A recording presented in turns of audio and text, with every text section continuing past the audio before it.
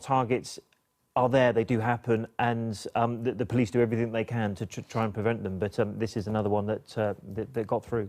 Chris, thank you. We can't really comprehend what it was like to be there last night. Rupert Evelyn is in Deansgate in Manchester for us with some people who were there. Rupert. That's right. I've got Dawn Waddy and her daughter Holly. You were both in the stadium last night. Dawn, just explain to me, even before the concert got underway, you, from your position inside the arena, you had concerns about somebody who was sat near you? Yes, she was well, she rose our suspicion. She was in and out of her bag all the time, on her shoulders, then on the floor, just touching, fidgeting, which obviously we got a little bit worried about. So it was so pronounced in a sense that you thought something's not right here? That's right, yeah. And with such a large capacity of people, you do, and of what's gone on in the past, you do actually worry about being in places like this. So what did you do? So I went to security, who in return asked what seat she was in and what row she was in. I gave him the details, and he passed it on to a higher security guard. And then in return what they did was they was up and down the stairs in the aisle where we were sat, discreetly looking, but that's as far as it went. But there was no confrontation between this lady and anybody else? No. And she was there for the entire concert? She was there for the entire concert by herself, and as the concert went on, she pulled out what I would say was like a shoestring, like a black boot lace, out of her bag and put it in her right hand. And then she put it back in her bag, and she was fidgeting with the zips on her bag all the time, put the bag on the floor and then put it back on her.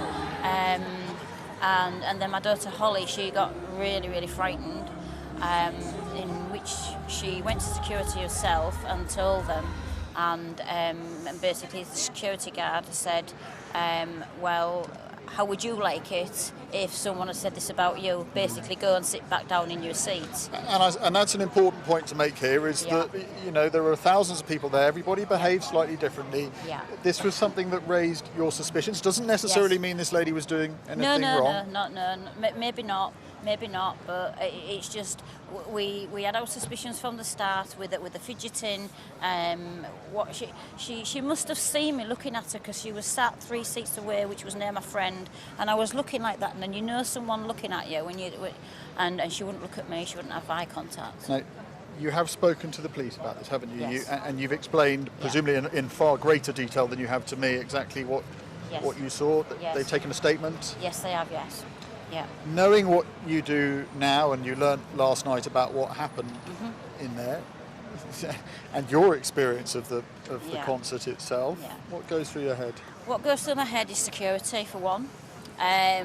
We didn't get checked. Our bags never got checked as we walked in. There was plenty of security guards, but they just seemed to be interested in getting people in, scanning the tickets, and then showing them to the seats. But they never checked our bags at all. I could have walked through with a rucksack, I'm sure of it, and then wasn't even bothered. It was just lack of security. Holly, thank you, Dawn. Okay. Holly, you're 15 years old, is that right? The trauma of what you witnessed, when the bomb went off, where were you? What did you see? What happened? I just saw loads of people running towards the exit, and I was scared. I thought I was going to die, and I just ran, to save my life. What was going through your head? You heard, I guess, that bang, that explosion. You wouldn't have known, did you? Or did you know it was an explosion? Well, I could tell that it wasn't a balloon or the speaker going off, as people have said. I knew it was some kind of explosion, because balloons or speakers don't make that kind of noise. And we just ran to get out as fast as we could. Did you sleep last night? I know you stayed in this hotel. Not at all. Didn't have any sleep. We didn't.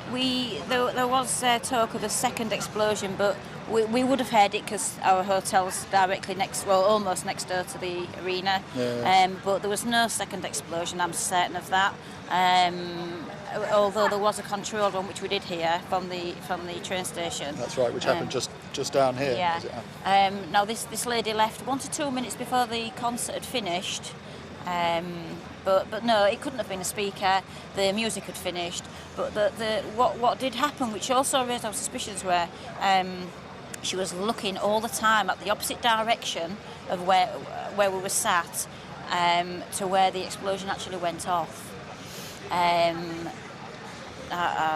don't know. Maybe there's something in it. Maybe there isn't. I don't know. And I think that's the thing, isn't it? Thank you very much, Dawn. Thank you, Holly. Thank you. That, in a way, is the important thing. And the police will say in situations like this that what they really need from people is stories just like Dawn's that may have nothing to them, but equally they might hold some vital details from people who observed something last night that they saw was perhaps a little bit unusual, something out of the ordinary that they didn't think anything of at the time, but in the cold light of day this morning they suddenly think that's important. And I suspect Greater Manchester Police and the counter-terrorism unit would very much like to hear from people if they have any of those sort of details to hand. Absolutely. Rupert Evelyn in Dean.